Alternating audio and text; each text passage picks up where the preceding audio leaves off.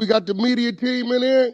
We're the media We're the team. media team. We got content. TV's in the go. We got TV in the go, Wack. You looking for that fire Clubhouse content? Well, you need to subscribe to the homie. Hey, yo, Clubhouse TV. Let's get to the content. That's a good one. Spin the block. Let's get to it, y'all. Let's go. Let's go. Let's get it. Shout out to the DJ, period, y'all. Welcome to Clout Monsters on the 100 ENT side of Clubhouse with Mr. Wack Heezy and the lovely Queen R&B. Today we are doing an interview with Mr. Luce Cannon. What up, though? Hi, Mr. Luce. Where you at? What's up with it? How you doing? Period. I'm doing great. Even better now that you're here. What's up with you? Shit, grinding. Welcome, Luce. Welcome, Luce. Welcome, Welcome, man. Period. What up, Luke? We appreciate you coming through for the interview, man. Yes. Yeah, no problem. Appreciate you. Hey, y'all, make sure y'all share the room, ping up. Let them know that we in this bitch. We got Luce Cannon in this bitch for that exclusive interview. Hey, Luce, I hope you ready. I'm always ready. All right, the nigga ain't gotta get ready. He stay ready. All right, y'all, let's get it. Okay, so we definitely we chose you for Clout of the Week. With that being said, I'm going to pass it over to my team member, Mr. Lavish, and he's going to tell you why we chose you as Clout of the Week, and we're going to jump right into this interview. Let's get it, Mr. Lavish. All right, what's going on, Luce? What's going on with you? What's up with it? All right, I say about 3 weeks ago, some video footage surfaced of you getting into a little scuffle. You want to explain to us what happened there? Yeah. So basically, we were shooting season 2 on BEATZ, and then what was going on is we rented a spot for a location, and when we rented a spot for a location, Wack was talking to one of the people. Wack got somebody beat up on set. I got somebody beat up. What the fuck? I'm crying. Nigga, I was trying to stop. So look, Wack got somebody beat up on set, and when it was blood everywhere, so they didn't know if it was fake or not. But Wack was like, "Fuck it, I got this shit, and I'm gonna try to calm it down." But the nigga was kept leaking, and we thought the nigga was gonna just probably die or something because it was blood, that much blood. And so when the owner came out or whatever, and he was like, "Hey, can y'all leave and stuff like that?" Yeah, we was like, "Yeah, we about to leave and stuff like that." And then he just kept like talking, and you know how like niggas that be working out and thinking that they super tough and with this buff shit. And I was telling Cuz, I'm like, you can't put muscle on chin, so you should watch your mouth. And then Cuz was just like, woofing. So I just got tired of it because Wack was trying to like tell him like, nigga, leave it alone, calm down or whatever like that. This is not what you want. And he just kept talking. So I just fired him because he flipped over the table. And then I just whipped Cuz out the house, and then it just went bad after that.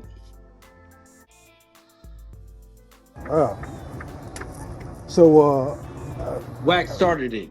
Wack started. Okay. That's what made you the I ain't started shit. I was trying to be the peacemaker. Dude was a little hostile, and just as I was calming him down, I don't know, he got a little more hostile than the shit went where it went. Then I had to try to calm it down again. Shit. I was trying to tell him, I don't know what he was doing there anyway. Like, how you got a rental and then the people is there? Like, do the Airbnb people show up to the spot? Like, yeah, so it was like some real, I don't know, it was crazy shit because they came out of nowhere like super fast. I don't know if they had cameras in the house, but it was like blood. We was upstairs and there was blood coming all the way from upstairs to downstairs, falling on people and stuff like that. It was that much blood. they get a little bloody at that. I tried to stop that one too. Y'all be reacting too quick. You niggas be. Just when is the fire gonna go out, I think you niggas just think about it and say, fuck it.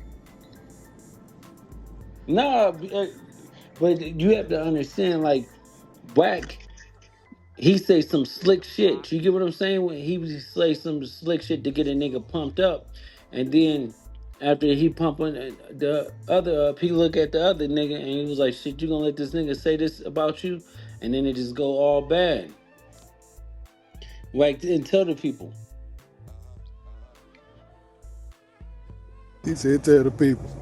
So, but hold on. So, what Buddy do when y'all was at that 600 fight? What the little YouTuber do to just get smacked up on? Oh yeah, no, he was just running the mouth. He was just um, saying like, "Oh, Wack, we don't fuck with Wack. We don't fuck with Luce Cannon. We don't fuck with 600." And it was like, all right, cool or whatever. But you know how these niggas be on a YouTube shit, be talking like tough. So it was crazy because we seen him walk in, and we wasn't even on him. And then because first we was on Bosco, and Wack was like, "Just we're gonna get the nigga at the end. Just let us go through this event. We don't want to fuck it up for 600." So I was like, man, I'm thinking to myself, like, this might cost us because as soon as we asked for a water bottle, we look back up, the nigga Bosco is gone. He left, he ran. Right? And so I was like, okay, fuck it. So the YouTuber nigga came in and he was a part of I guess the owners of the event. So he thought he was safe. So Wack looking at me, I'm like, I'm about to go and get this nigga. So I walk over there. I slapped Cuz, broke his nose, then I fire on him, he fell. And then he just leaking everywhere. And so I just walked back to my seat and then they came rushing and then Wack was like, nigga, this is not what y'all want. Let it go. And we just kept enjoying the event. And that was it. So basically, you had it out for Bosco. Bosco dipped out or something, and you took that and was like, somebody gonna get it, and got off on the YouTube nigga who was talking. No, it wasn't like that because we didn't see the YouTube nigga until after Bosco left.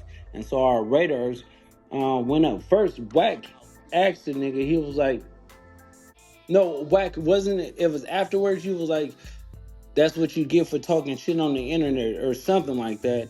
And that was it. It was just like he just got in the way. We was looking for Bosco and he put himself in a position, and you know how niggas want to be seen and acting like he walking around and stuff like that. I'm like, oh, he'll think it's not gonna be a problem. So I had to show him like, bro, all these internet games, when we see you, we're gonna pop out, we're gonna do something to you every single time. What Bosco do? What Bosco had got in? Oh no, Bosco took off like a track star. Oh shit! And then after that, I told Wack. Wack was like, yeah, I spared this nigga. I said, Wack, it might cost us. The next day, he jumped What on I camera tell you, what crying. I tell you, he was gonna do that night. You said he gonna talk big, talk bad, do He gonna, interviews, I know what he everything. gonna do. But as a man, he know what happened. Like I said, we gonna wake up in the morning. He gonna be talking crazy. He gonna be saying, "Oh, I'm telling you what he gonna do." But right here, I'm looking at him like bro, the nigga he wasn't even look up. He was just staring at the ground, my nigga. I'm looking at this nigga like it was going. Niggas would have been each other because he was just gonna ball up. He wasn't finna.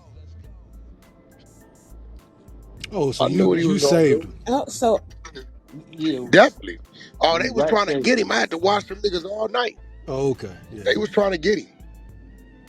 Them niggas was trying to run plays. I'm like, hey, where you going? Come here, let me holler at you. Them niggas was hey, no, The it got Lions so was on. it got so bad. The nigga Wack ordered a couple $1,000 worth of pizza and drinks for everybody at the event because he was like, I just want everything to be cool, and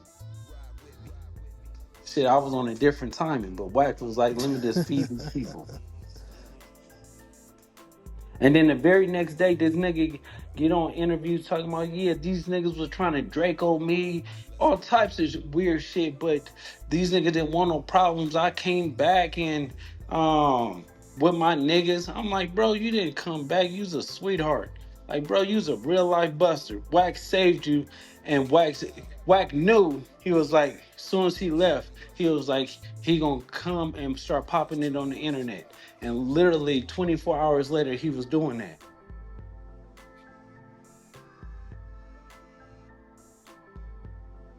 Now moving off Bosco a little bit. Now I'm not sure if you noticed. You see, Brick Baby went over there with YSL Woody. What you think about that? I mean, it's just Brick Baby is a fake nigga. You get what I'm saying? All he do is basically say he ain't gonna do something, and then he always do it.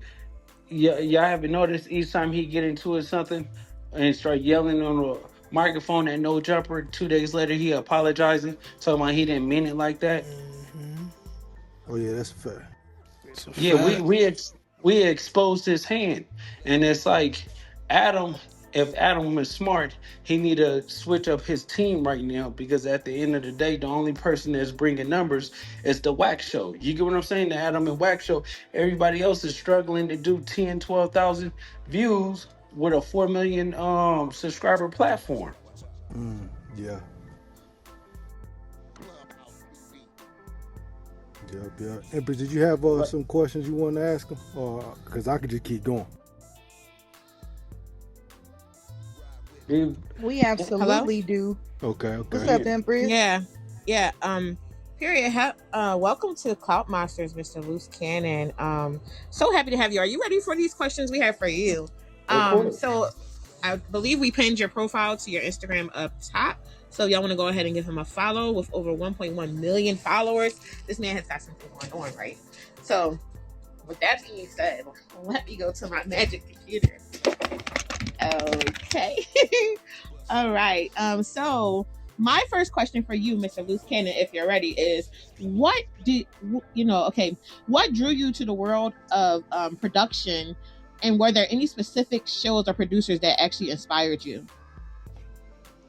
Shit, no, it was just like I was trying to figure out to get out the streets. You get what I'm saying? So it was like I got into producing, making beats and stuff off my PlayStation.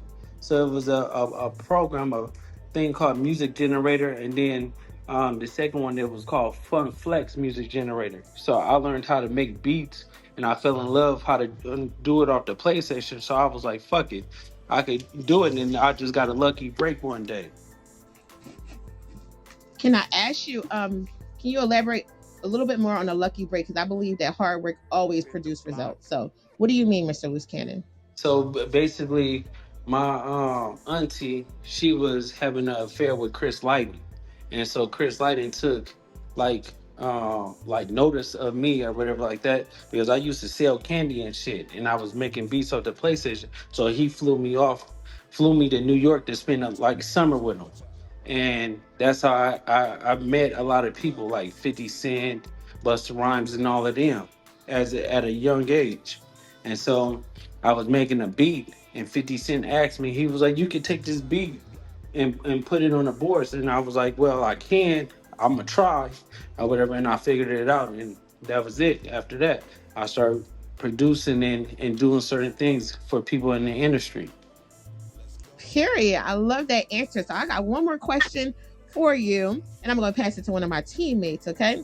Mr. Lavish again, excuse me. So what are the biggest challenges and rewards you feel that you face being in the industry, if you don't mind telling us? The biggest rewards is always betting on yourself, but it comes with a whole lot of bullshit. It comes with people's motives, and everybody want to benefit off of you and get over. So you never know who's genuine.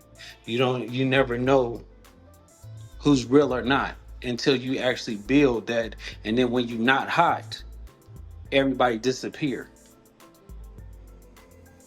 I love that. So it's basically like you wasn't with me shooting in the gym, period. Thank you so much, Mr. Luce. I'll see you back in a few more minutes. Back to you, Mr. Lavish. Thank you so much. All right, now, Luce, I'll fuck with you now. But I got a question for you. Keep it real with me. Did Shawnee O'Neal have some fire? See, the thing is it's not the pussy when you get in pussy, because you know after you nut you get that same sensation with every female. You get what I'm saying? It was more of what she was doing for me. You get what I'm saying? Yep. So it is. I mean, every woman can have good pussy. You get what I'm saying? Yeah. If they do it the correct way, because good pussy is mainly on like I'm home. I got a cooked meal. I got this. She washing my clothes. She got the bath water on. She doing her duties. You get what I'm saying? I think when niggas be, I mean, some bitches got trash pussy because I fuck bitches and it felt like a hot dog in the hallway or a goldfish in the ocean. You get what I'm saying? Oh shit. But it's mainly what you make it. I feel that. Now, I'm gonna ask you another question. I'm shoot it back to Empress. Speaking of pussy, let's talk about Meek Mill a little bit. What's it like? What's the story behind that in exchange right there? You and Meek Mill. Yeah, so it was like this. It was like I got a call to come and do something, and then when I came there, he was polite about it. And then when he was polite or whatever, we ran the play. I got on a phone call and basically gave him his shit back and let him go. So it was, the thing is, Meek Mills felt like he got to say something because the story is getting out that he's a buster, but we know he's not like that. Do you get what I'm saying? Like, everybody can see it.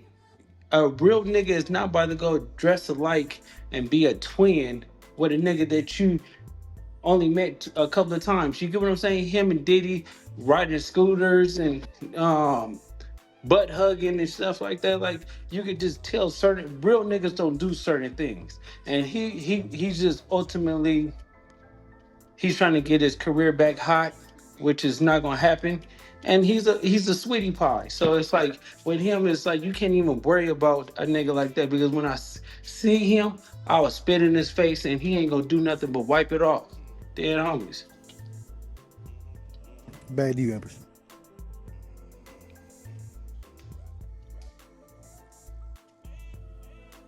Hello? We can hear you. There you Oh, Yeah, he shit. said back to you, Empress. He's like, okay. Okay, all right, I'm sorry. Okay, so I definitely had another question, not some questions, excuse me. Can you walk us through your career journey from early days to your current, right now in the present? Can you walk us through, how was it before to comparison to is it now, if that makes any sense? Yeah, because it's different, because when I first got the spotlight, it wasn't really like the internet shit. You get what I'm saying? It was all like word of mouth, and you work it, and it was more peaceful. Now, to coming from today's day, everything is on the internet. Everything is like, like it's tricky, because you could do something. You got everybody copying your style, putting it on a want to be you. Everybody talking shit. Everybody trying to downplay certain things. And like 15 years ago, it wasn't like that, because I came in the game at like 14, 15 years old. So it was like, naturally, it's like, okay, you work, and it's like word of mouth. You could just work hard and you could focus and you could do certain things. Now there's social media, everybody talking shit, popping it. You can't concentrate, you can't do certain things, and it's like you can't really move around like you really want to, because it's like, if I go here, I'm gonna wind up doing something. And like 15 years ago, it was like a list. You get what I'm saying? Now everybody will be at a party that don't supposed to be at the party. Everybody will be at an event that don't supposed to. So it's more like more dangerous in this industry now than when it was like 15, 20 years ago.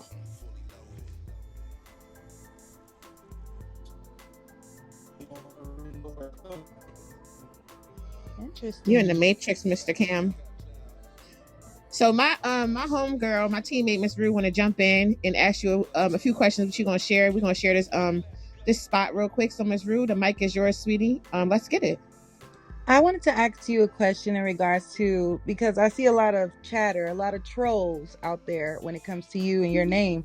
What are the misconceptions people have about you? Um, it ain't so. It's a lot of trolls and stuff like that, but it's like it's like I got the wacky effect. You get what I'm saying? Where everybody want to say your name to get attention, and they want you to say their name so they can feel like they could get the spotlight. You get what I'm saying? But Yep, they really don't understand that it's God given. It's not my choice. God gave it to me. God gave me the spotlight. So when He give you something, you can't you can't lose it. You can't. Nobody can take it from you, and they don't even get that. They don't get that aspect. Well, let me work. Let me grind harder. Let me show improve. Why is these niggas so special? But they don't understand that, so they be like, "Oh well, fuck these bitch ass niggas. Is this nigga is not like this and not like that." And then when I run content on them, then they want to get mad, call around talking about he's running content on me every single day. Yeah, bitch ass nigga, I'm gonna show you why the real love me. You get what I'm saying? absolutely. Absolutely. People always looking for clout. They definitely want to ride people coattail. You know what I'm saying? So I absolutely 100% understand that. Rosetta, are you there? I know you had a question you wanted to ask. Yeah, hey Luce, this is Rosetta. I ran a story a couple days ago about Black Chyna and her ex dude filing charges on her for abuse. I wanted to know how you felt about that, or what do you think about it? No, so basically it's like everybody have a past. And I don't want to sit there and say something that could get her ultimately, caught up in anything like that. So it's like I have to wish her the best and I hope that she's on the right path. You get what I'm saying? Because Yeah, yeah, everybody got skeletons in the closet, but people don't really understand that she's still a mother. So when people saying things like that, her kids is old enough to be on the internet asking questions all the time. You get what I'm saying? yeah. No, I So get it. Yeah, it's really a tricky situation, and I feel like uh, the nigga twin is broke. You get what I'm saying? And he looking for a way out. right. Because he waited, Because, like, I mean, even though they say you're not supposed to ask a victim why they wait, but he endured a lot for a long time. He's claiming to just now want to say something about it. yeah, so ultimately, when how I met Twin is I was China was with Twin or whatever, but then I was fucking China, and then I FaceTimed the nigga. I said, "Don't come back home." Mm. Use a cold nigga. Oh, You okay. FaceTime who and did who you FaceTime? I FaceTime Twin because I was hitting it on from the back on the couch, right? And then she was like, "Oh yeah," I'm like, "Yo, sis, so don't worry about it." So I FaceTime and nigga, I'm like, "Hey, cuz don't come back home or whatever like that." And then nigga start crying, so I knew I was like, "Oh yeah, cuz is a buster." What twin? Wait, hold on, bro. Whoa. What twin you talking about? Twin from Atlanta. Twin from out here though, but he be in Atlanta. The one No, used to work with Future. You know Twin from LA. he is. Yeah, nigga, Twin out the low bottoms. Oh yeah. He like I think he from Fort Trey. No, He got I he got a was twin brother, right? He got a brother. yeah. Yeah, I got off on his brother on tour, on the little baby tour. Oh yeah. The Twin nigga, used to work with Future, one with the BMF niggas back in the day. yeah. So basically, the nigga He was was living in like South Carolina, Atlanta, between them two. yeah. So Oh shit. the nigga was just, you know, not saying anything, but he was portraying that he liked women, but he's really play for the other side. You get what I'm saying? Twin? Oh shit. Yeah. Remember, I ran the story a couple days ago, Wack, that he's accusing Black China of abuse and the pictures and stuff. That was him? Yeah, Oh shit.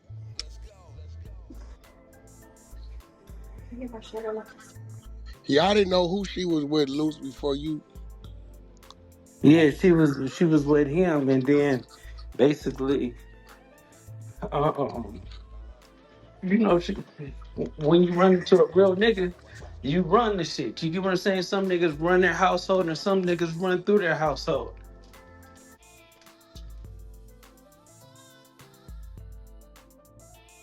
Sheesh. Okay, All Mr. right. Luce. Okay, Oh, can go you hear ahead. me? Go ahead, Empress. So I had a question for you. I love your beautiful photos on your Instagram with your family. How do you feel about becoming a father? I've been a father for 10 years, so I have two kids before that. But when it comes down to my wife now, it's a lovely thing. It was, it's different when you do it the right way. You married and you have kids.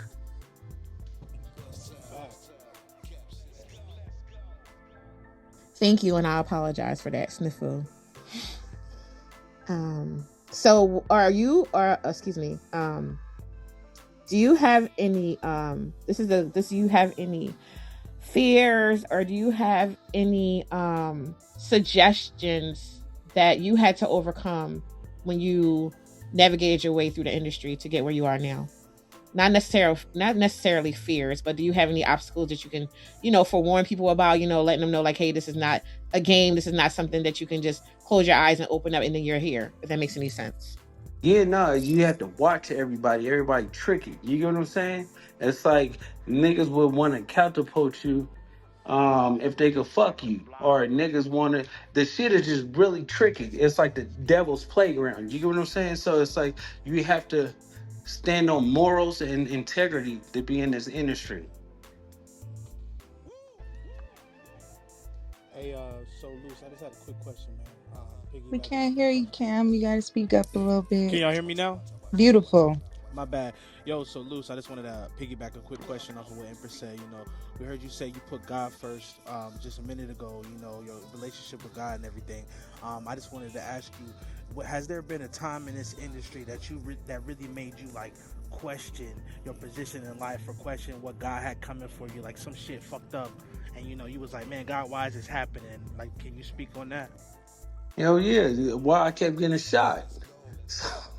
So that's the most difficult thing, is because when you do so much good and you want to do things. I know in my past, it says what you sow you shall reap, or what you reap you shall sow, vice versa. So it's like I did a lot of fucked up things in the past, and then when I try to change or whatever, shit kept happening to me. You get what I'm saying? So when stuff kept happening to me, I'm asking God, like, damn, God, like, what's going on? Because when I'm changing, all these hurdles and stuff is coming my way, and it's like I have to keep going through this. I get shot or whatever like that, then I lose a deal, then I'm about to be in foreclosure in one of my homes and stuff like that. And it's just like things just kept happening, and I kept asking God, like, why? So one day I was like, forget it. So I fasted for 3 days, 3 days, 3 nights. And then I told God, I'm like, man, I'm out of here. I'm out to just listening. He said, I didn't tell you to go nowhere because I heard a voice. I'm like, I started looking around the room, like, what you talking about? And then I look up, he was like, I got something for you. And the next thing I know, my life just turned around. That's real shit. That's real shit. Yeah, that's crazy. I got a question for you, Luce. I fuck with the song "Ball Out," the one you got with Draco. That's just Yeah, my shit. Can you explain how that song came about and your relationship with Draco? yeah, R.I.P. yeah. Because he was definitely one of them. Yeah, so basically me and Draco was working. Um, First, everybody didn't know that Wack got to Draco first, as soon as he got out of jail, right? And so Draco reached out to me. He was like, I need some beats and stuff like that. And I'm like, listen, cuz, come to the studio. So I started working with cuz. So the day we did the song, he was telling me, he was like, man, I need you to come to the concert with me or whatever. I don't feel safe. He was like, I don't trust Ralphie either. His own brother. He was telling me, he was like, I don't trust these niggas that surround me. I'm like, on 6-0. I would come, but I have a obligation. So at the time I was with China and we had like a New York run. So we already had like prior engagements when it come down to it. I was like, man, you need to tell him to change that lineup. So next thing I know, he tweet about it. I'm like, hopefully cuz change the lineup. Then I'm in New York or whatever, it was me, China, my team, my lawyer and everything like that. There was his girl called me. And his girl was like, they just killed Draco. I'm like, bitch, shut up. Stop lying. Stop capping. So I hang up the phone, right? And then his mom called. Like, they just killed my son. I'm like, what the fuck? So I just automatically, I lost it. I shut down. And it was just fucked up because he was just telling me the day before, like, that. So when y'all see the footage, all we was doing was just doing behind the scenes footage. When I came back, we were supposed to do the video, but it never happened. And it was just like super fucked up. You get what I'm saying? Because he was a real Right. nigga. He stood on everything. Yeah, R.I.P. Draco for sure. Long live the ruler. Hey, Luce, have you always been a religious person? Yeah. See, I've been playing the drums since I was 3 years old. So it was like in church. So I was always religious and stuff like that. I just didn't know like how it is. Like now I feel like they force you to be one way. You know what I'm saying? I feel Yeah. like if God knows you and he knows your heart, he knows what you do, that things is gonna be different. Is how your relationship with God. You get what I'm saying? And so, God blesses the just and the unjust. So people don't really understand with me. It's like, yeah, I be on some devilish shit. I shoot a nigga straight in his face and then tell God like, shit, you should just stop this nigga. You get what I'm saying? But that's just a relationship I have with God because I'm not gonna be fake and phony and try to pull the wool over his eyes. I'm Right. just that type of nigga that's gonna just keep it real. That's cool. I love that. This is Rue. I had another question for you. I was kind of Mhm. checking out some of your previous work. Are we going to get another Baddie and Beast? Yeah. So we working on Batty and the Beast season 2. So instead of it being on like a streaming The platform, it's urban, going on yeah. BT. Yeah, it's going on BT for season 2. Oh, that's fine. I'm looking forward to that. I was checking out the trailer because, I'm kind of new to, getting to know you in Hmm. regards to you as a person, a socialite in some ways, an influencer in other ways, now learning producer, film writer. You're into music. You've worked with a lot of like what people would consider greats. You know what I'm saying? Rest in peace to Nipsey Hussle. I know you had a relationship with him as well. So yes, I'm definitely looking forward to that because I was checking out that trailer and was that the smack you was talking about? Were you boo back? No. Oh, That okay, was okay, something okay. different. See, the thing That was way is back this. in February. Yeah. No, a lot of that shit going on. Like every episode, I'm fucking a nigga up or doing something in there, or it's a fight. It's all types of drama in there. I love that. I love y'all's relationship. Like you guys really are kicking butt. I can tell. Beautiful family. When do you expect for that to drop? Are you aiming for next year, later on this year, summer, where we No, can keep no. an eye out for that? Looking for like mid-January. Okay, all right. That's what's up. Thank you for that. Did Um, anybody else have a question for Mr. Luce Cannon? Hey, Mr. Luce Cannon, how you doing, brother? It's a privilege to speak to you. It's Double. I go by the name of Double, and uh-huh. I just want to say, man, I respect you for your media and stuff. I do media as well. I write scripts and projects, and I just wanted to ask you, what what inspirations do you take from to create the media? Like if it's a script or if it's a TV show like Baddies or something like that, what inspires you? And what could you pass on to somebody else that does that so they can also be successful in the ways that you are? Yeah, so basically is you can't think about what other people's doing. You have to be authentic. You have to be yourself. You have to feel your mode, and if people fuck with it, they gonna gravitate to it. So I always tell people to think outside the box. Don't copy what anybody else doing. Just move forward and think about how you could be an innovator and make things happen for yourself without trying to be like someone else. I appreciate that information, man. I'm definitely gonna take it to heart. And again, I appreciate you coming through for the interview. We're gonna keep it going. Period. Thank you so much, Mr. Luce. Now, Mr. Lavish, we're gonna send it back to you. I'm gonna come back for 2 more questions, and then we're gonna open up the stage. Period. With that being said, Mr. Lavish, you ready? Miss Rue, you got it?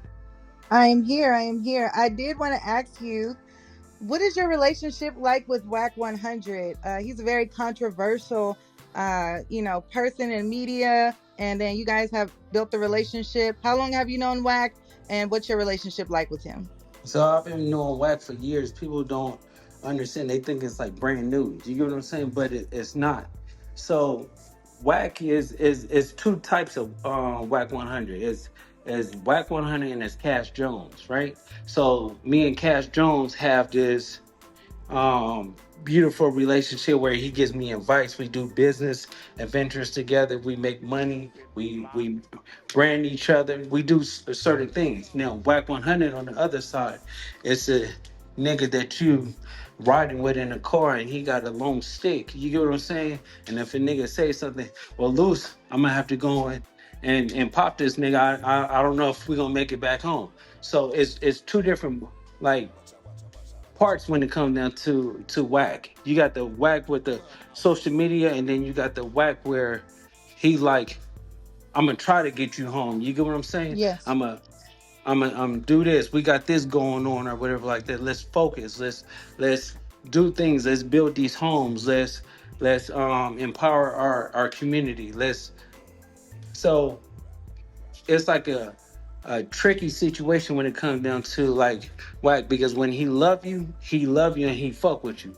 When you his enemy, y'all see how that shit goes with the internet. You get what I'm saying? I sure do, because Wack do not play. And from what I've been learning about you, it sounds like you don't play either. What's up, Wack? Where you at? Wack ain't even here. What Where you up? at? You right here. I was just asking Cannon how y'all's relationship is, and he was just, he was just You letting know us know. what? It's crazy because he was like, um, he had all the plugs, but Luce come from the street, so he doing his business the way he know how to do his business.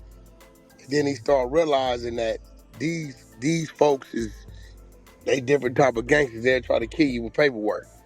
So Facts. lately, what I've been doing is educating him on how the paperwork's supposed to be to protect it. So he quick to say, you got it. I'm like, I'm gonna show you what I'm doing, why it should be done like this, how it should be done, reason why we doing it like this. That way you know. So, you know, um, I'm just trying to complete him, you know what I mean? So he understand everything A to Z. Most people will be like, all right, I'm going left and right, baby. Oh, I know you going. Most people will be like, all right, well, I know this and he know that, so I'm gonna keep it that way. That way he always got to come back to me.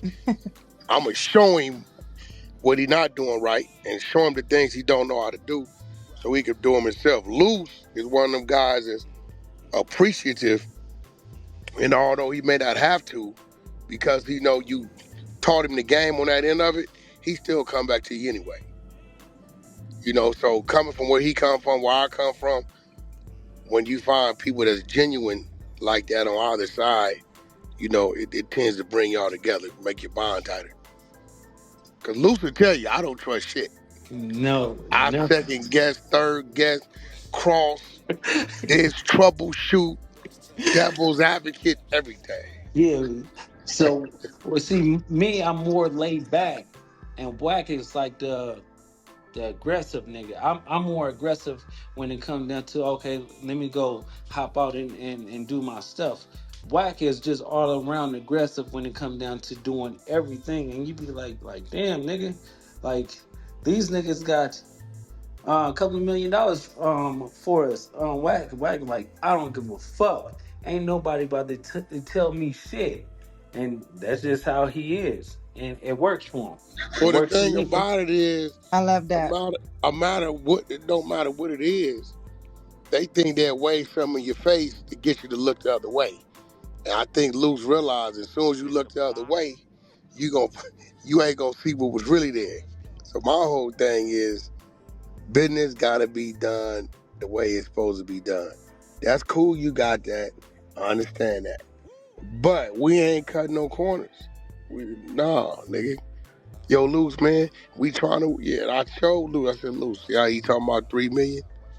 Okay. Tell a nigga provide this, that, and other. Month and a half later, it go to 5.2. Yeah, that's facts. Checks and Right. balances. So, he learning now, though, that like, okay, this how you structure a deal. You put these things in place so they can't do that. He's seeing now the things that he didn't have in his deal. And when I ask him, go back and tell him this, they didn't put some bullshit in the paperwork to where they ain't got to give it to him. Right? So now he knows the only time to put these things in there is when they want to do the business with you.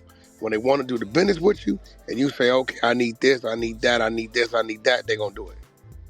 Once you do the business and the money coming in, it's hard to get it out of them. So you got to get it done from the beginning. Period. Love that. Period. Thank you, Mr. Wack. So I have one last question for you. Then I just wanted to say thank you for coming out and answering my questions this evening.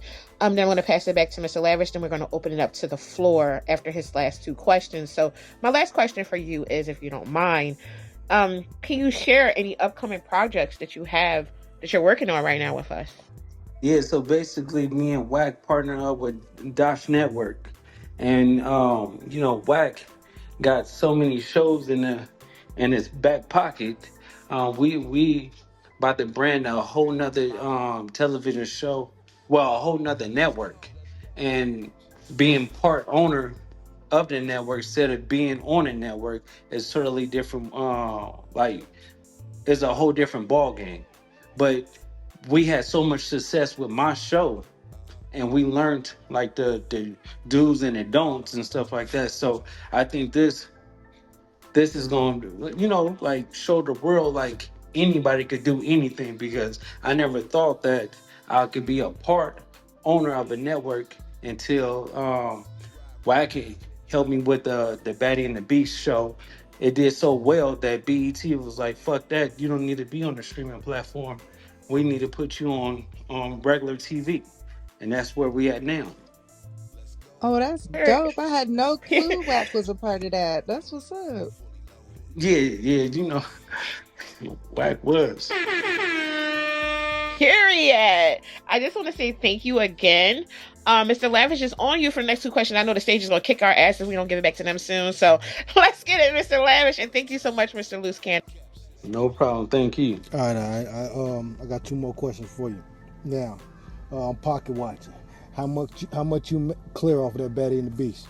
We did 5.2 million. God damn, good shit. Good shit. Now, another question. My last question. Well, I mean, you have to understand, it was over 10 million. Me and Wax cut is $2.6 million each, which is equals up to 5.2 million. Yeah, that's good shit right there. Man, that's good shit.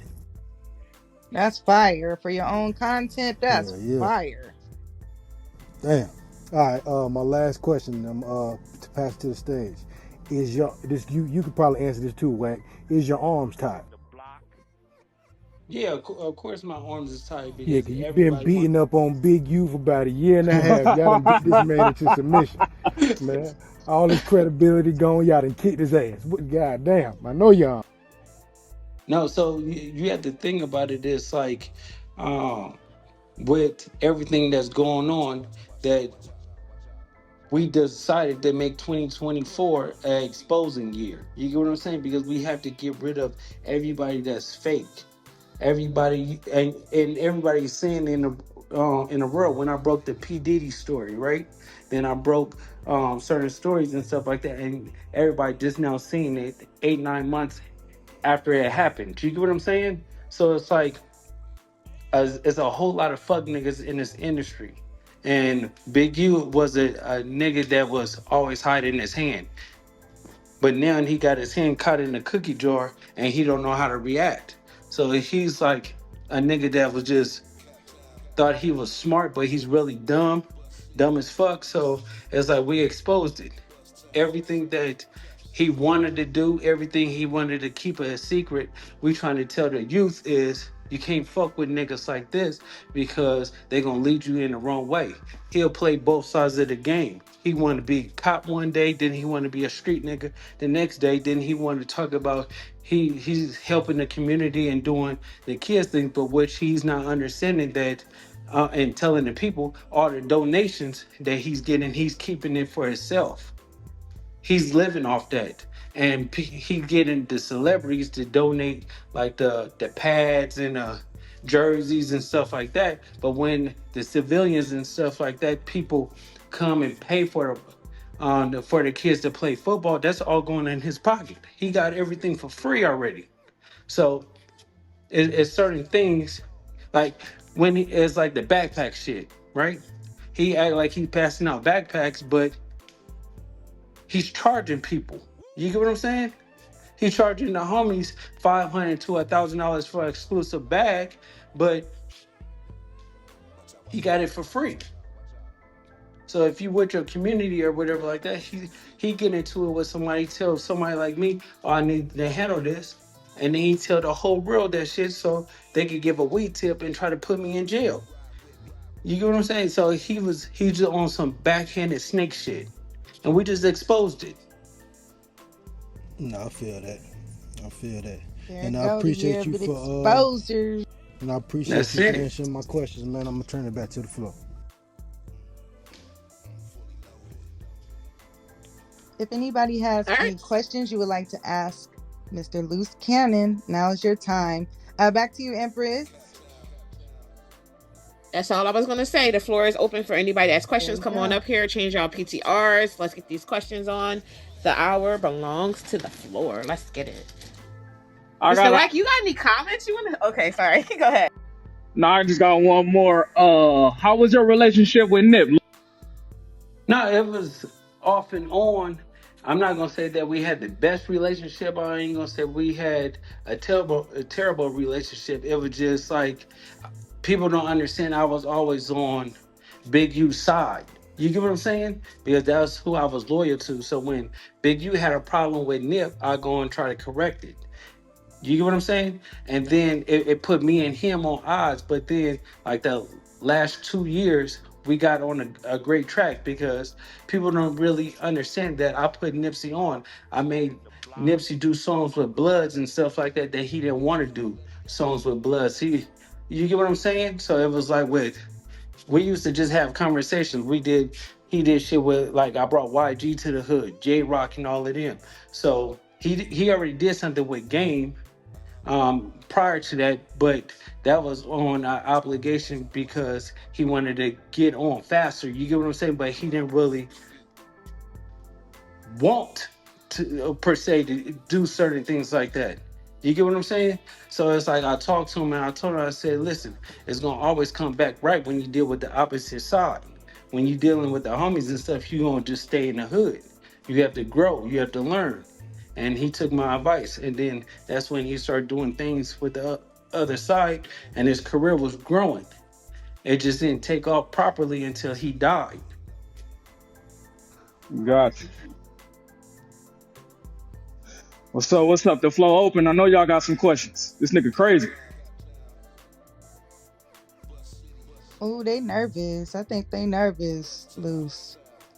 Don't be Hey, nervous, Luce, you y'all. still doing your music thing? I know you got a lot of projects, you know, when it comes to the social media or the TV show shit network. But you Yeah, still be, you know, doing your music? Yeah, of course. I'm doing music right now. I got something in the works that I can't share until it happens. Because Facts.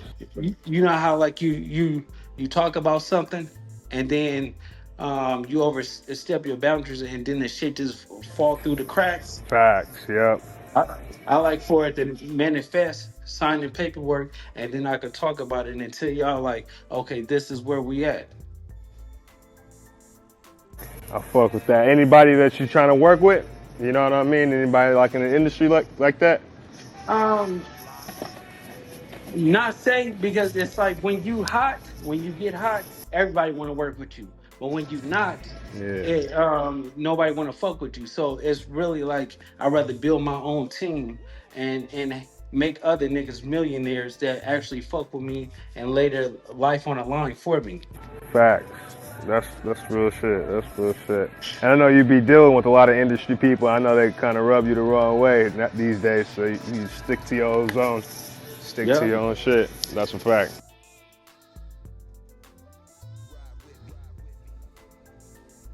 Yeah, this has been a really nice interview. It's nice to know all these different points of view from you in regards to the questions that we're asking. Let me see what's going on in the chat. What we talking about, chat? I got one more. You got one? Okay, here we go. Yeah, I had no idea you was connected to Chris Lighty. For the people that don't know who he was, can you give a little detail about him and how he was as a person? Chris Lighton was amazing gift to this world. Like people don't understand that he put on so many people. From he managed 50 Cent. First he had a management company called Violator Management. So he had 50 Cent, Busta Rhymes, Diddy, you got like Mona Scott and everybody that's got is big today. Chris Lighton put on that was from New York. You get what I'm saying? So a lot of people don't really understand that it was his branch and his media and everything else that really made people and put people in position. His creativity and his mind to go and get it every single day. And I seen that when I was a kid. I'm like, man, one day I want to, you know, be just like him. That's facts. R.I.P. that nigga. Hey, so I gotta ask you, Luce Cannon. uh, not too long ago, you had all the cameras in Carl Winslow's face. I'm crying. What's up with that? The Diddy party. So Yo, listen, what's good? the thing with Carl Winslow is like, yes, he never met me. You can't meet me when you bent over. You get what I'm saying? Like, and then he wearing Okay. it out. So at the end of the day, it's like, did he deny it? He didn't deny it. He just said he didn't know me, and he's right. He absolutely is right. He don't know me.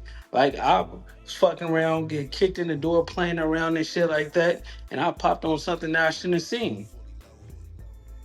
There you go. Yeah, I was really shocked when I saw that headline. And out of all people, not Carl Winslow. Yeah, Family matters. people keep saying, was it Eddie? I'm like, no, it was the fat nigga. But see, people don't understand. This was like 10, 12 years ago. You get what I'm saying? It Yeah. wasn't like recent. Okay, that makes even more sense. Because I was like, right now? Nah, it was a while ago. Oh my goodness. I would never thought I would even think about him in that light. But I mean, you brought it to the light. So I had to ask the question. Oh Yeah, man. but you have to understand this is not just Diddy was, why y'all didn't ask about the French Montana? He was groping on him. You get what I'm saying? He was touching on him. So I it's was like, gonna ask you, Luce. I heard you say that you had said the stuff about Diddy 8 months ago. What did you actually say, and what do you think about everything that's coming out now? no, it was just certain people need to be exposed. It's like R. Kelly, we could just say he's a great R&B singer and songwriter, producer, and stuff like that. But people have skeletons in their closet that they need to be punished for. And one of these things is playing with kids and touching kids and people that's innocent, and you using your powers to get what you want that's in your head. You get what I'm saying? You trying to live out a fantasy that's sickening. And a nigga need to be shot in his face or in jail. Dead homies. On God, for real. Like, that's not it at all. So I totally agree with that message. I approve that message, y'all. Good question, Rosetta. So you totally believe all the allegations that are out now? No, it's not believing. But listen, if you guilty as one, you should be guilty in all, and that's just how the United States is built on. You get what I'm saying? Like if you in a court and a motherfucker be like, oh, you stole this, and then the police say, oh, you stole 50 things. You get what I'm saying? But you really only stole one or whatever like that. You really guilty of all of them because you shouldn't be in that position anyway. Yeah, that's a fact. And he's in a bad position. So were you actually at a Diddy party, Yeah. or No, I was at where several were you Diddy parties. to kick the door in on them like that? No, we were just in the main house. So it's like Okay. when it comes down to it, like Diddy house and the party is so big, so everybody could be outside. And then they got another spot where the security at, and then they got like when you go in his house and stuff like that, it's like personal shit. Like me, it was always like this is where you have to catch the story. Remember when I'm talking about with Chris Lighty and stuff like that, he managed Diddy and everybody else, right? I was a kid, so everybody knew me from that. You get what I'm saying? So it was always like, okay, that's canon. You get what I'm saying? Yes. Yeah.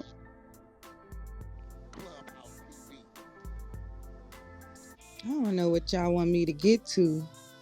What y'all want me to get I to? know, Rue, they hot I in have the a chat, huh? I have a Okay, so question. listen. Okay, so I got a question. Because I keep saying it. They want to get to the Big U FaceTime video, right? So let me explain this to y'all, right? So me and Wack is going through a problem with the network.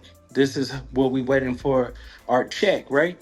So basically the network is basically saying like if we give you the footage and then they come out and Big U sue us because he already sent us a cease and desist or whatever like that, it will ultimately fuck up your pockets. So it was either us saying, let's get paid first and get the footage afterwards, and then still put it out. So we trying to get the bag first, but the footage is still coming out.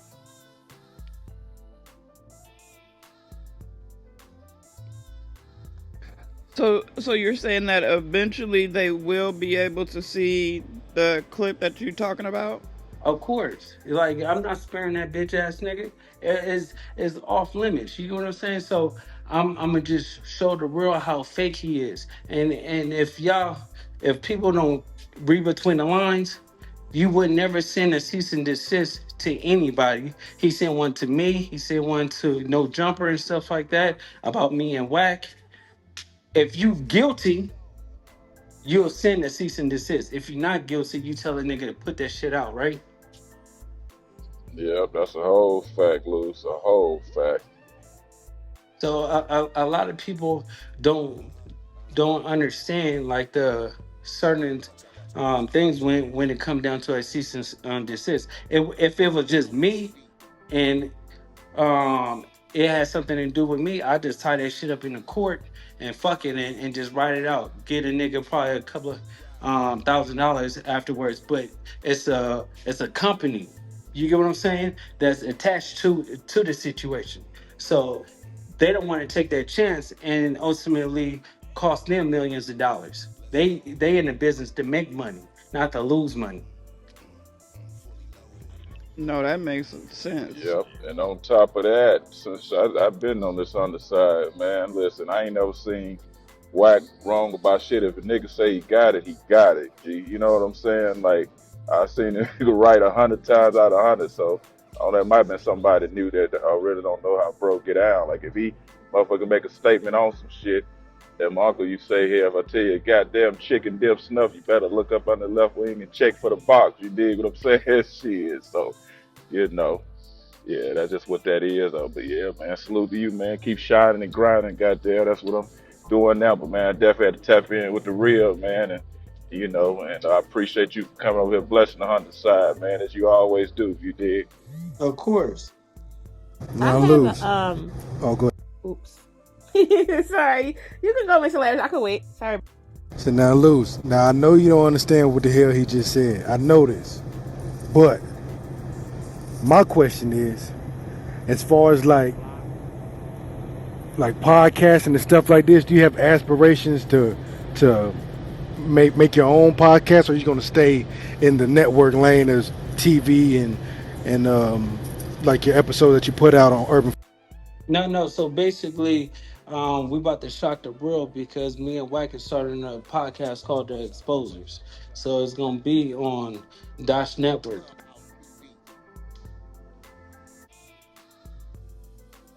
Okay, that's fine. That's fine. Yeah, you niggas with Period. that work on you, get ready. Get ready. We doing paperwork, cast Paperwork Party. calls across the globe. And I'm gonna be real. I'm reaching out to the females. All you females with the prisons, especially you federal prisons, cause the nigga told on you and you ain't got no voice, and y'all know whether you locked up or you on the street, we're gonna create a hotline. Get that paperwork to us. We doing paperwork parties on the Exposures podcast on Dosh Network. Yeah, tune in. Everybody across the globe. You feel like you want the people to know, the people in your community to know, the people wherever they at to know, we gonna be the ones to expose them. You ready? That's a fact. Ooh, I need the Yeah. number. I need the Period. number. Y'all better start shaking in y'all boots. Let's Yeah. go. That I got motherfucker somebody gonna be right lit. now. Make Period. And with sure that Oh, others. being Rosetta says she got somebody already. Man, they just released 92 pages of him telling this dude from Berkeley There it go. We Yeah, needs to be see, hey, exposed. that's one. So just the thing about it, like I just exposed the nigga Rollo, right? Like, he was going at and saying stuff about Yo Gotti and Big Juke and stuff like that. But this nigga backyard is dirty than a motherfucker. So, I gave him opportunity to clear it up. He didn't want to, so I put out the paperwork. And now they calling him the biggest rat. His nickname now is Rollo the Hamster. So it's starting. well, that's gonna be dope as fuck. My question is kind of awkward, but it was kind of like, because we were talking about casting and stuff like that. I want to know how do you cast? Like, is that like a long process? Do you like go to like certain places? Or are you just like when you're on social media, you're scrolling, or you just do it the original way with the headshots and experience? How do you cast for your shows and stuff like that? No, it's basically Wack gonna put everything together, but I like to feel people energy and see if they could, how they do on camera, because it's a difference between talking and showing the things, and then when people get on camera they get shocked. So it's like ultimately you have to see all those like all those details for somebody to ultimately be casted. Because like you can have headshots and the best bio in the world and stuff, but when you get somewhere, it don't really be like that. You get what I'm saying? People just be good writers and a beautiful face, but that shit don't cut it. It have to be all across the board. That's a fact. So the ultimate question from the Cloud Monster team is, Mr. Luce Cannon, how did you get your name? Let's talk about it. Period. So basically, I got my name from like my grandmother. So I was just like wild. So I was like, always getting in fights, always getting into trouble. Um, like the big homies used to come knock on my door, be like, this nigga is acting up, or whatever, come and squabble him down, or whatever. So they used to do that, and then my grandma be like, he's a loose cannon, because people don't know my daddy. Uh, he's on death row, and I never really got to meet him. You get what I'm saying? Because I was conceived in jail. So basically, it's like um, they was like, you just like him, but I think he's gonna be worse. But I went to prison, and when I went to prison, I'm like, yeah, that's not it. I'm into getting the money and doing things like that. So I stopped really doing certain things. But my grandma ultimately gave me that name, calling me like, oh, he's gonna be a loose cannon. He's loose cannon, and all this other stuff. Watch him. Let's keep him in our prayers and stuff like that. And it just stuck with me.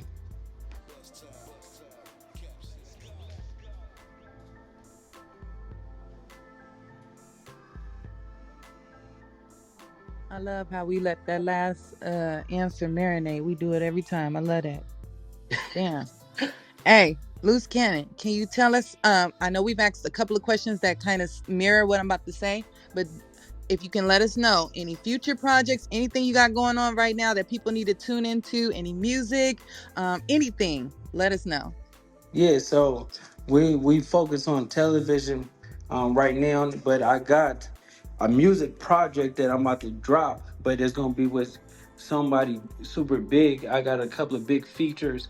I got a couple of honest like Nipsey features that the world haven't heard. Is everything is about to come out. I'm ready for it. I'm ready for it. Anything else? Where I Taylor think little not. ass at? I think not. You said Killer? Taylor, where she at? Taylor? She not in here. Oh, She was, oh, she's on the stage. She's on the stage. I'm tripping. Yeah, Taylor. yeah.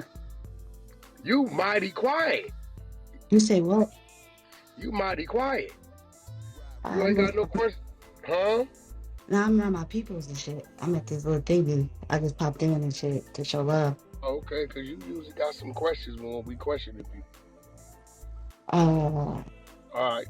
Loose Cannon, that's Taylor. Taylor, she's just from the little people. But Oh, okay. she talk big shit. So I No, was that's cool. wondering. hey, nice to meet you. Nice to meet you.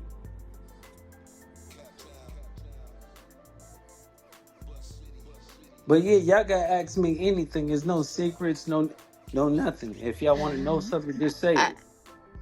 I got another question for you. So, you just talked about Diddy and a few other people. So my question for you would be, how do you feel about the current state of the music industry?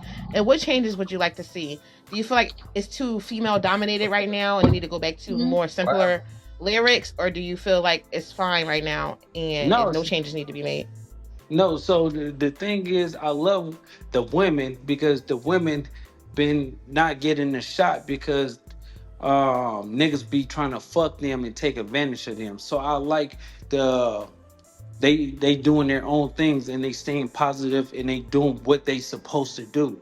It's better when a woman can empower the other women, and I think that in our community has always been a dominant man industry.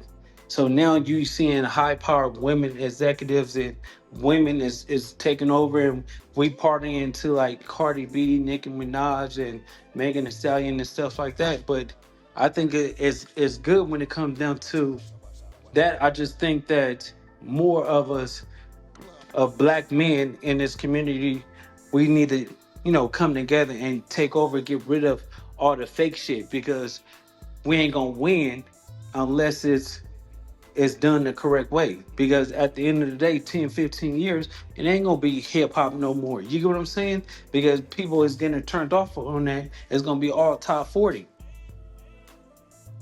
I definitely feel that, and I apologize. I meant to say women as well. Thank you for the correction. That was a great answer, So my question for you would be, what type of advice would you give to anyone who's looking to produce or make films? You have to have your own direction. Don't copy nobody. Always tell them vision and be creative yourself. Because if you say, "Oh, I want this movie to be just like this," or "I want this movie," now think outside the box because it's not gonna work for you. It worked for them because they did it first. But that's why you have like Draco, and then you have niggas that sound like Draco. You get what I'm saying? For sure. Hell yeah. Hey, Yo, Luce, I yo, want to Luce. ask you Oh, really quick. okay. Go. Have you ever sold any beats to any artists down in the South that people might not be aware of? No, yeah, I sort of a lot of beats to a lot of people, like Little Baby and everybody. But the thing is more now. People think it was like back like 15 years ago where you could sell a beat and make a bag off of it. Now it's like really like sell it because the music industry is off of streaming, and that's why it's changing right now.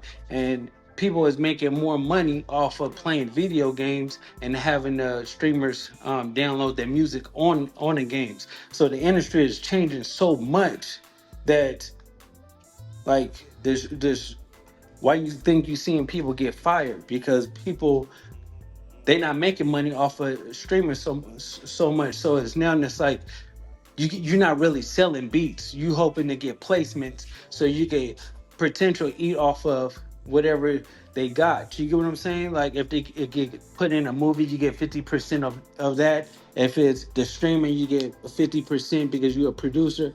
And certain credits, it just builds your portfolio. But there's really no money into it unless it goes into like a video game where you could get some points and everything off that. Real shit. Yo, so Luce, I just had a quick question, man, because as we all know, as you said on the stage in this interview, you were close with Nip, right? Um, so the Black Sam interview with Big Boy. It's been a little while since the interview dropped. You know, the internet went wild over it. I know y'all talked about it. Y'all stated your opinions when it came out. But how do you feel about that interview today? How do you feel like it? How do you feel like it has, played out? What's your opinion? So basically, when it comes down to the Black Sam interview, is like I exposed it. The situation. Wack been saying it for years how the relationship was. Black Sam called us a couple of months ago and he told me he was like, y'all giving me you and Wack giving me the courage to speak out. And I told Wack this, right? And then when I told Wack or whatever, like a month or so, the interview came out. And Black Sam told the same story that we've been saying for the last year or so. You get what I'm saying? So when he came out, it made us feel like, okay, we really empowering people to stand up for themselves and do that. Because me and Nipsey, our relationship was like a seesaw. But me and Black Sam always stay tight. You get what I'm saying? And people don't really understand Nipsey have a baby by my cousin, Tanisha. You get what I'm saying? Word.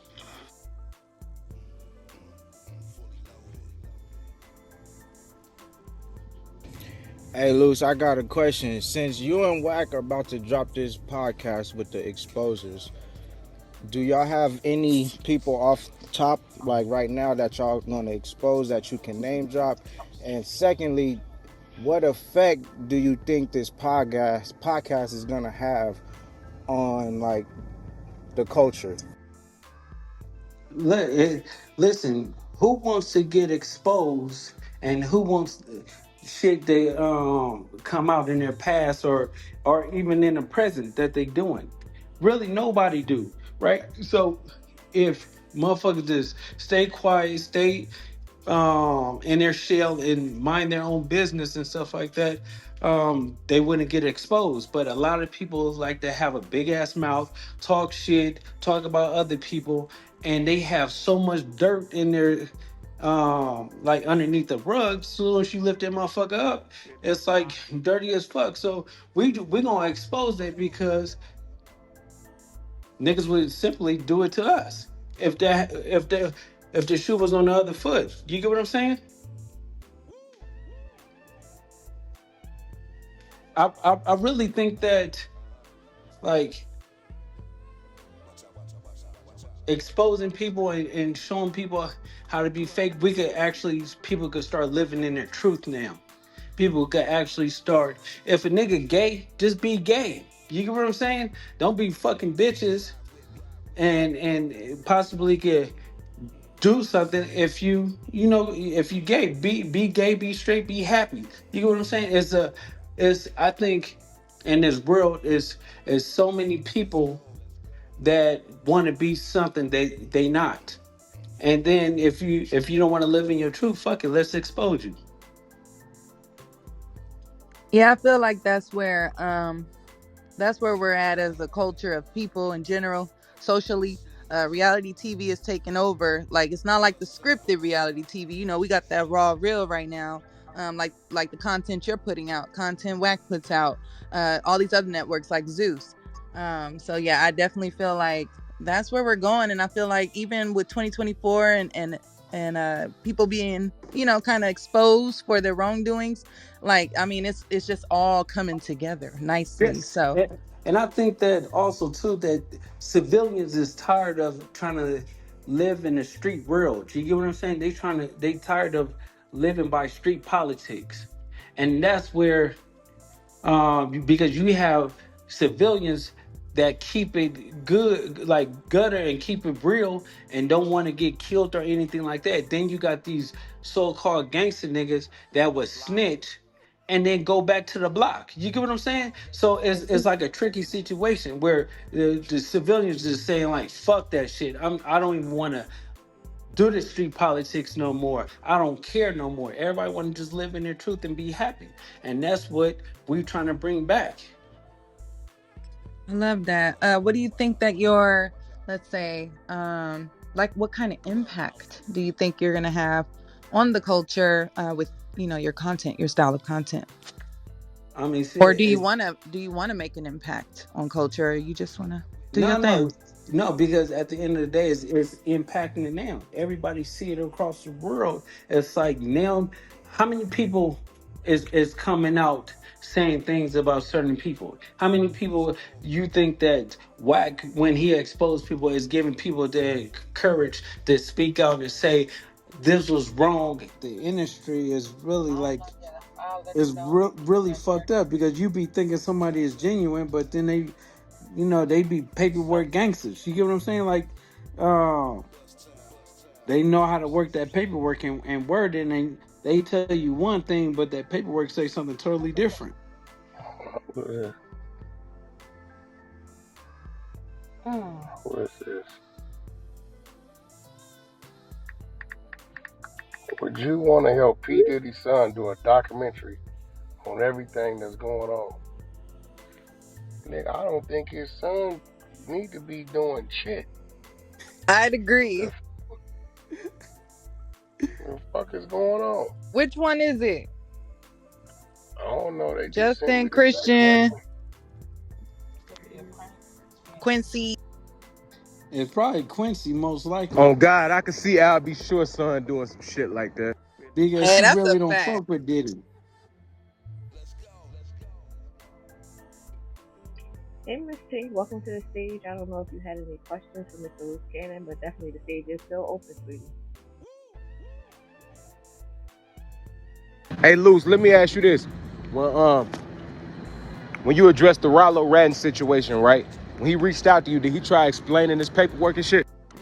No, that nigga gonna tell me you lying, put it out, and then when you sent it to me, I'll put that shit out. Then the nigga blocked me. You get what I'm saying? Oh, he went on mute after you put the paperwork out. Yeah, I put the paperwork out. So he had an opportunity to, say something first, because I'm like, bro, you talking about Yo Gotti, but nigga Boosie in your city calling you a rat. Why you didn't do nothing about it? And so when you sent it to me, all I did was screen recorded all those pages, and it went viral. Yeah, niggas usually get quiet after their paperwork come out. That nigga still talking shit. I'm saying, as far as with you, he was trying to explain himself to you before the paperwork came, right? Yeah, he was trying to explain it, acting like it ain't no paperwork or anything like that. I was spinning the I was spending the DA and everybody like that. I'm like spending it. And then when you sent it to me and I read the shit, it was the point that he wanted to have it sealed, and they tricked his stupid ass and said, okay, yeah, it's gonna be sealed. Nobody gonna know what you said, and it was out. He wanted to be sealed. He asked the judge and everything to seal the paperwork. That shit nasty. Nasty work.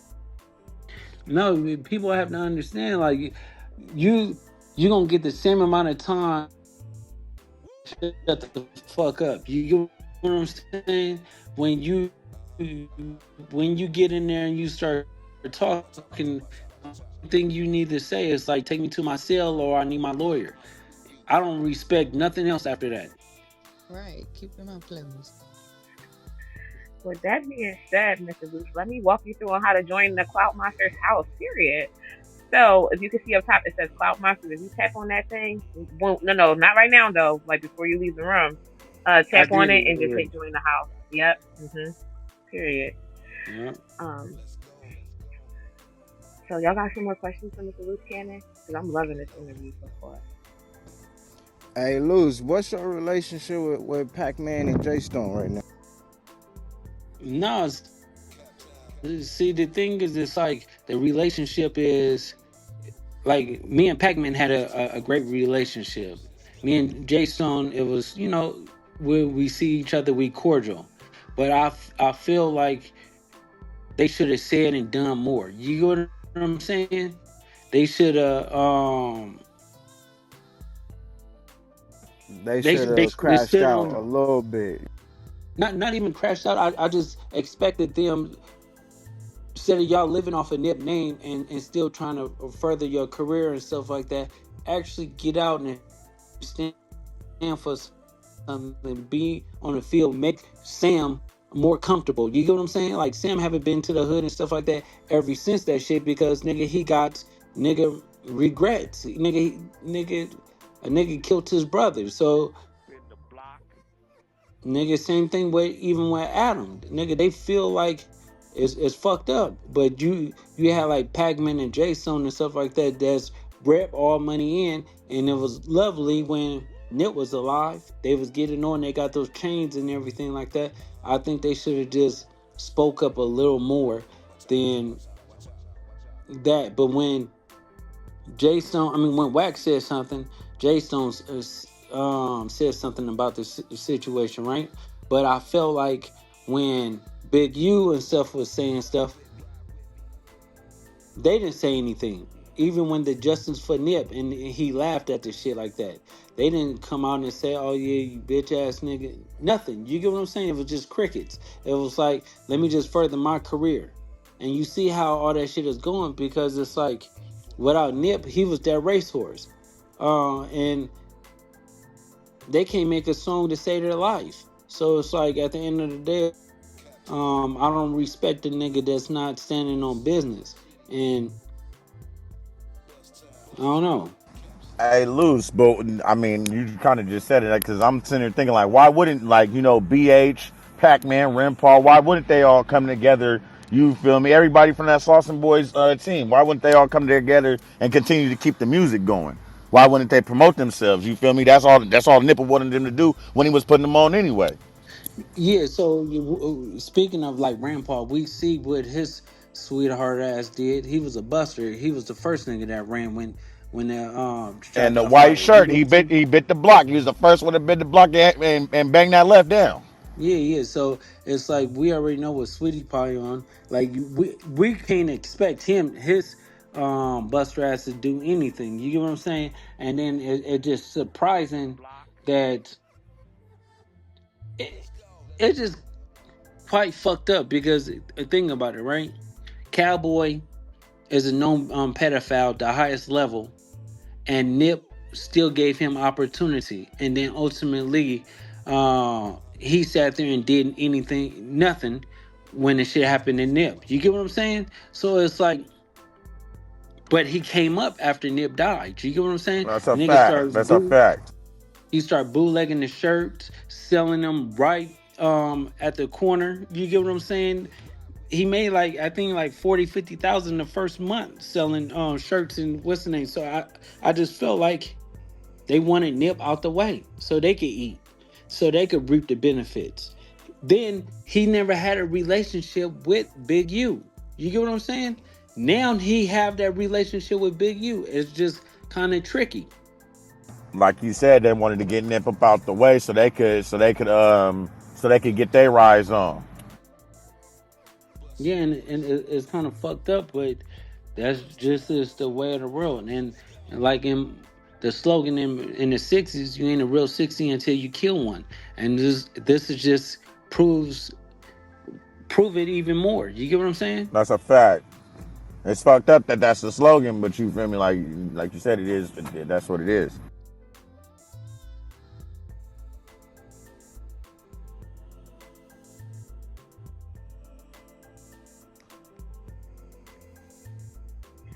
Hey, Yeah. Luce. Hey, Luce. What was that story? Did you already tell that story again on the pops from Family Matters? I'm just catching up on all that shit.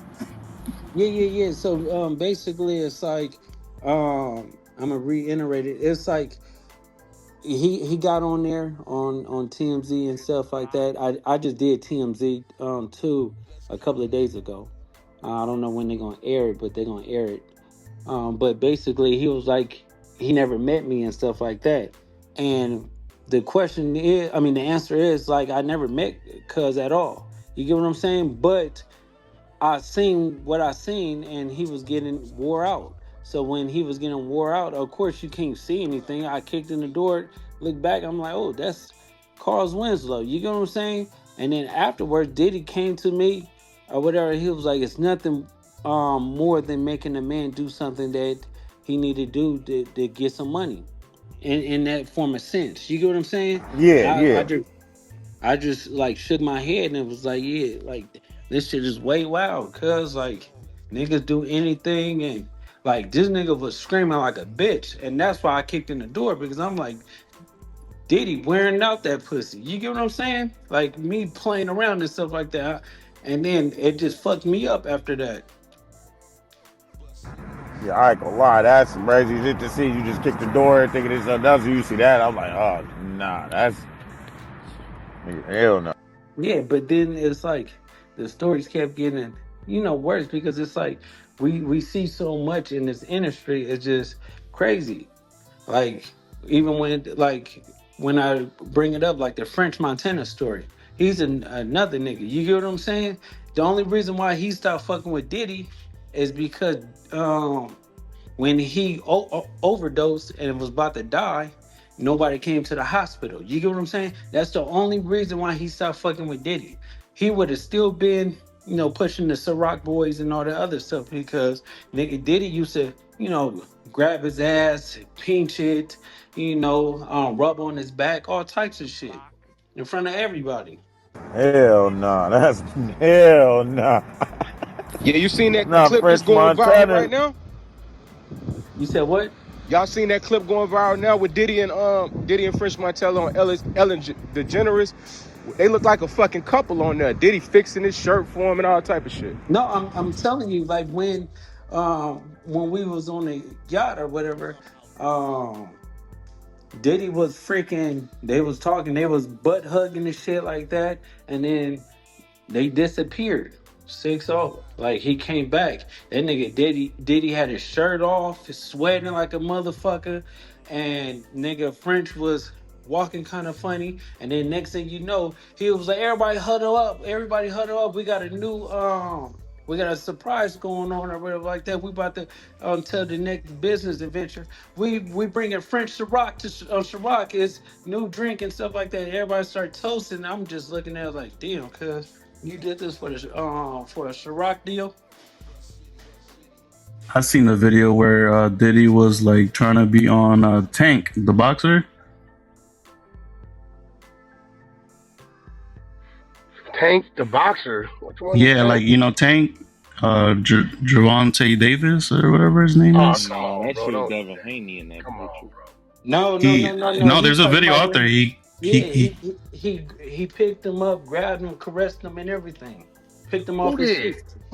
Yeah, I yeah, seen it's that out there. Nah, video for Yeah, sure. nah, come on, bro. What Tank He do? picked Tank up off his feet. Tank laughed it off. trying to flee. He just kept on trying to No, get away from him. yeah, Tank Oh shit. looked at him like it was weird as fuck. It was like I need to see you later on tonight. That type of hug. Huh? Yeah.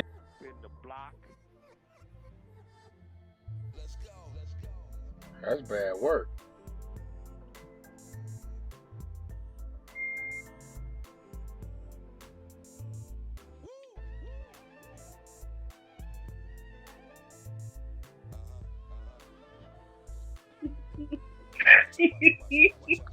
God damn. I'm sorry. I had to What? let it out. The stage was too quiet. I knew y'all was laughing on mute. So I just laughed for y'all. Oh shit.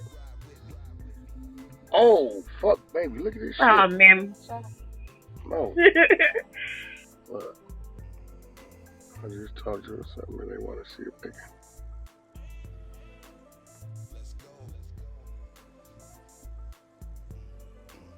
They want to name the motherfucker. Well, I told you.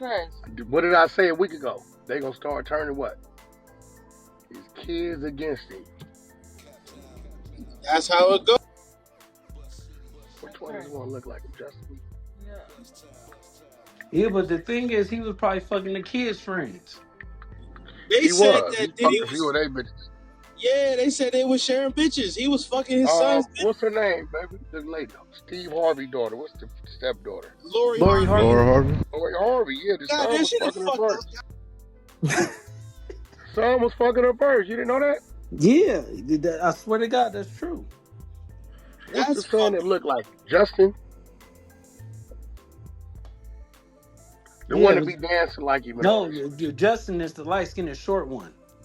Is Okay. What's the other one? The one that be dancing like him, look like him? That's Christian? Christian. the Christian. Christian. Man, that's nasty work, man. This nigga a fucking pervert. Yeah, but see, and that's why they made a phone hotline. Like, even if a nigga want to get a bag, all they have to do is just say some shit Does about that Diddy, nigga do and that to daddy right now? Huh? that nigga gotta pay. That's for He sure. did so Yeah. much. He did so much fuck shit in the world or whatever. Oh. But we have to think about Clyde Davis and everybody else was doing it to him at first. You get what I'm saying? That's a fact. Clyde Davis, L.A. Reid, they turned his ass out. He didn't know what to do, man. Then they left him to his own devices. Nigga kept it. You know, they say hurt. They say hurt people hurt people. Yeah, but to see ultimately they about to get it at the end Cold because he hearted about to nigga. tell. He already said he want to make a statement Your and tell the son and truth. DJ So that friend. means, nigga, I'm about to tell on everybody. This They nigga saying Diddy. They saying Diddy was getting abused when he was in Catholic school by the priests and shit. They said he was an altar boy. That's some new shit coming out. They trying to allege that. No. Yeah, that's some new shit they trying to allege. Yo, what if this nigga Diddy exposed the Catholic priest, bro?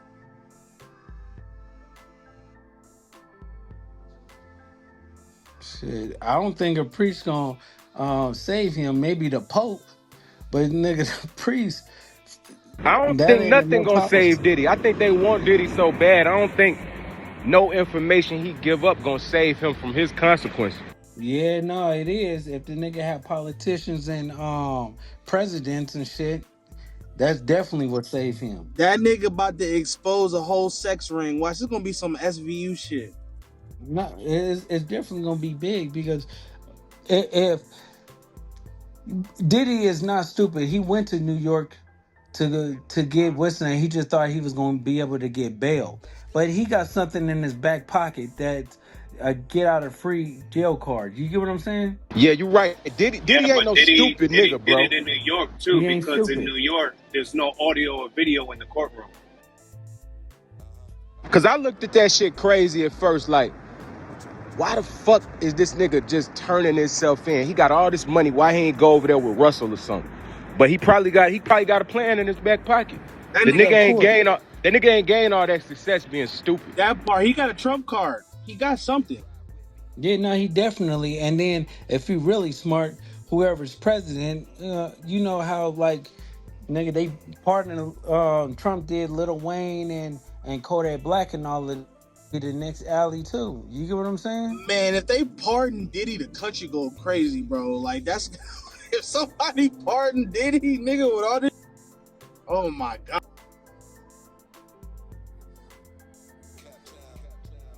Imagine that shit. Yeah, but imagine throwing out 50 to $100 million on a bail, nigga, which is unheard of, and they denying it. You get what I'm saying? Right. So he got something, and I guarantee you, the people that he got, um, you know, they gonna put that money up because Diddy is a nigga that he learned to be a taker. You get what I'm saying? He don't give out and receive. That's why he was taking niggas publishing. He got something where a nigga gonna be like, listen, if you don't give me out and pull your strings, I'm gonna expose it.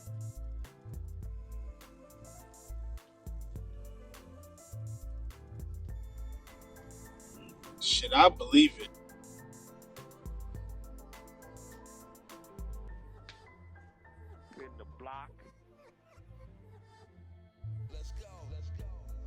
Y'all got any more questions for Luce while you here, man? Goo, wake up. Anybody on the stage, man? We only got 15 more minutes, man. Ask those last minute questions. Hey, Luce, you feel like it's any chance that Diddy could beat this cat with a powerful defense team? I feel that he can't beat it if he play it safe. You get what I'm saying? Not say anything. But I think that he can actually. I don't think he gonna beat it per se, but I think it's gonna be a sweet deal with him because just like Epstein and all of them, they just didn't have um like they just didn't have the type of trump card that Diddy got. You get what I'm saying? Diddy got surveillance. He got videos to prove it and who was there at the party and stuff like that. The feds got it. They know. So let's be hypothetical, right? Say Diddy does beat this shit, right? What does life look like for Diddy moving forward if he beats it? You think that In the people gonna industry accept standpoint. him? Yeah, you think they're gonna accept him, or you think they're gonna neglect him? Okay, think about this, right? Diddy was walking around the last couple of months without no security. A nigga that's a billionaire always have damn near the SWAT team on him. The nigga was walking around, nobody gave a fuck about him. You get what I'm saying? Because they realized, like, okay, this nigga is a scumbag. Did y'all see, like, in the media where he's at the beach walking around and doing things, niggas just looking at him and all that? It was a couple of dumbass people asking for a picture. But at the end of the day, it's like, he's going to be a regular civilian. Nobody going to fuck with him. Nobody could trust you after this. You get what I'm saying? Yeah, facts. Because listen, who could trust somebody that you came to their house for a private moment and you being recorded doing sexual activities that you came there and thinking it was you trusted a nigga with the privacy. You get what I'm saying? I'm telling you, he got athletes, he got everybody doing shit. So would that not make him be in danger more so than nobody not messing with him? It would put him like his life in jeopardy. If that makes any sense. I mean, how many snitches roll around the streets safe now? A lot. Yeah, I don't know. niggas I'm is a scared to go civilian. to jail. Think about it, like in LA County, right? When you go to jail now, they put you against a wall. The wall have a big ass writing that says, "Why do 10 when you can tell on a friend?" So the police is winning right now. The police have things intact and different tactics to make sure that a nigga tell on you. Like, what is the point? You get what I'm saying? When a nigga could tell on you and get out of jail. You get what I'm saying? That's just the way. Tell on 3, you go free.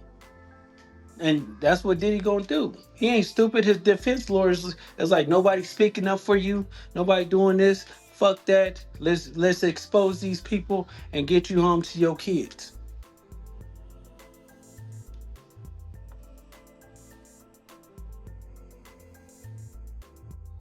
I did have I had a question for you. Before we get out of here, I did have like a question about how do you see like the intersection of music and reality TV evolving in the future? That's a lot what we're starting to experience a lot of that. These types of entertainment shows. Yeah, I think is more of like people like mysteries, right? So when people doing reality TV and then they combine it and do music, it really don't take. But I think it's gonna be more acceptive when it comes down to music and gaming. You get what I'm saying? That's the difference. That's gonna be the ultimate thing because what niggas do? They play games, they interact on games and stuff like that, and the world is so fucked up. They keeping everything segregated. They don't want kids. You know how when we was kids, we go outside and shit and play football and basketball and shit like that. Nowadays, nigga, kids got iPads and phones and shit like that. When we at a dinner table and stuff like that, and we doing a business meeting, what do y'all see when y'all look cross over? Motherfuckers on their phones and stuff like that. So technology is making us. We get more wise, but we get weaker at the same time. So um, the only thing that can keep music alive is the games. You get what I'm saying? Ooh, I like that answer. That was very innovative. So thank you so much. Anybody got any questions from that answer? That was a dope ass answer. I mean, do you have any ideas for anything you want to share? Because I know sometimes when you're creative, you keep your ideas. So if you do, we respect it. But I definitely had to ask you anything you like, any kind of visions that you can see, for it working out that way, or you just. No. So think about this, right? We use T Grizzly. T Grizzly is doing like 150,000 a month off of gaming, right? And then you got T Pain that's doing 500,000 off of gaming. You get what I'm saying? Because what he do is play the game, tell people to go buy this. Oh, I feel like eating a 7-Eleven pizza today. 7-Eleven pizza sounds good. He's getting $20,000 just for doing that. $10,000 for doing this. So it's like this is the type of virtual world we going into. Twitch is paying them like good too. Yeah, Twitch, everybody. So that's why when people be saying like, remember in the industry, it used to be everybody hitting radio stations. You get what I'm saying? To do their run and their press kits to promote and stuff like that. Now everybody saying fuck radio stations. I want to do a podcast because people is more attracted to podcasts being more personal than actually going to a radio session and doing like a 10-minute interview, 15-minute interview when they can sit and learn somebody for an hour and give their opinions and be that. So it's different. The world and the technology is going a whole different way.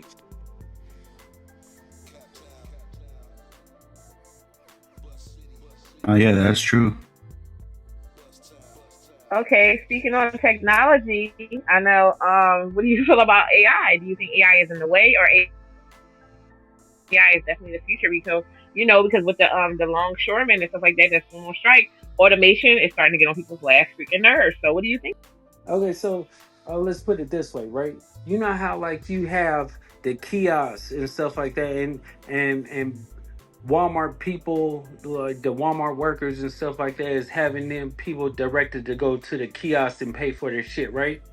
So the people, the like owners of the companies and stuff like that, they've been seeing a wave. So basically, they helping destroy, like people that have jobs and stuff like that. You go to McDonald's, they tell you don't even walk up to it, go to order it from the kiosk. You get what I'm saying? Everything is about to turn into um computer. Everything you're gonna do is gonna be a computer. So AI is basically getting people ready to say, you know what, fuck this shit. You get what I'm saying? Like we the new wave, and they've been doing it for like the last 5-10 years of training people to go to a computer anyway, right? They pay for the groceries, to buy clothes, and all the other stuff. So it's like, of course, this is the new wave of everything. It's easier, right? You don't have to talk to somebody, tell them how you doing or anything like that. Play the fake nice and stuff like that. Go to the kiosk, pay for your shit, and get out the way. I'd rather pay $20,000 for a machine than pay somebody $50,000 to do a job and plus insurance and everything like that. Which one is easier? I feel you. I'm definitely a techie, so I mean, Shoot. I'm for it, but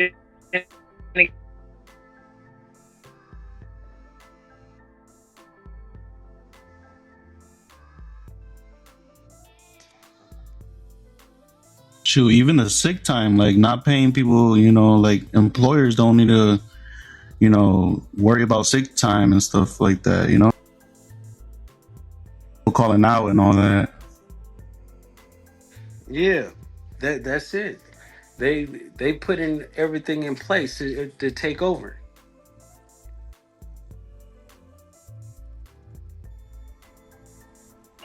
I always wonder, like, what percentage is it people taking over, and what percentage is it them asking for qualifications for something so high for simple jobs and they're not hiring? If that makes any sense.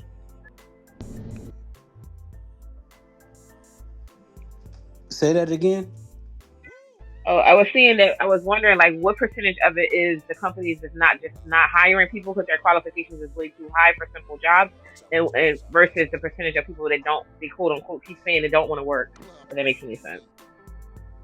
Yeah, so basically it's like the reason why people would give, people with jobs, people with education jobs over than somebody that have the same type of qualifications because the school teach you dedication.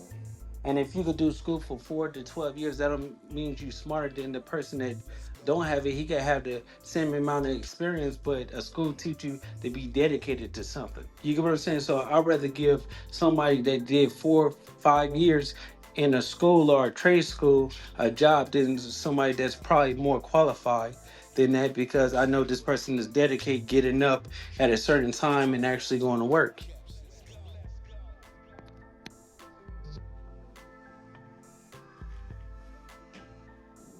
Real shit. Oh, I'm sorry. Well, I just want to say, I just want to thank you for coming out to Clout Monsters on 100 ENT with Mr. Wack 100 and the lovely Queen R&B. Shout out to the Clout Monsters team. Shout out to 100 ENT 100. Shout out to you, Mr. Luce Cannon. Legendary. Salute Luce Period. Cannon. That shit was great. Tell Luce Cannon tell y'all the truth though. Tell him tell y'all the truth. Tell us the truth. Why he leaving it out? He know what's going on. About what? Let's Tell us the go. truth, Luce. Tell us the Tell truth. y'all the truth. Tell him It, tell y'all the truth. Huh? Why he leaving it out? He well, leaving it out. He don't want to tell y'all about that, right? But see, he don't want to talk about that, but he want to talk about everything else. But he won't talk about that. But then he don't want to tell y'all the truth, but he want to tell y'all about all this other shit, but he don't want to tell you about that other situation. y'all know how Wack be I playing. just gave that to the bloggers. I just gave that to the bloggers. They need some. That's what you call saying a whole lot of nothing. Hey, somebody. He probably was scratching his head saying, "Damn, what is it I didn't say?" Yeah, this nigga Wack. Yo, I just got a crazy play, Luce. I'm gonna call you right now. We Right. gotta call Mozzie. All right. All right. Clubhouse TV.